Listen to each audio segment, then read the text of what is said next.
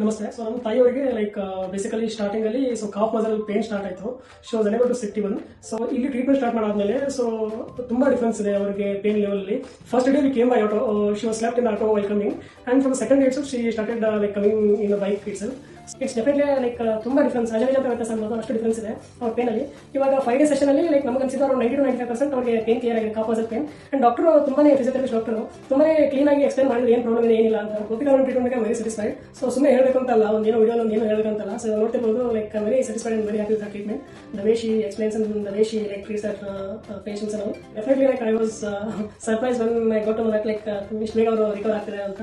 So I am completely satisfied and very thanks to Gopika ma'am. ಅವಾಗ ನಿಮಗೆ pain ಹೆಂಗೆ ಅನಿಸುತ್ತೆ? ಫಸ್ಟ್ ಡೇ ಬಂದಾಗ ಹೆಂಗಿತ್ತು, ಈಗ ಅನಿಸ್ತಾಯಿತ್ತು? ಫಸ್ಟ್ ಡೇ ಬಂದಾಗ ಭಾಳ ಇತ್ತು.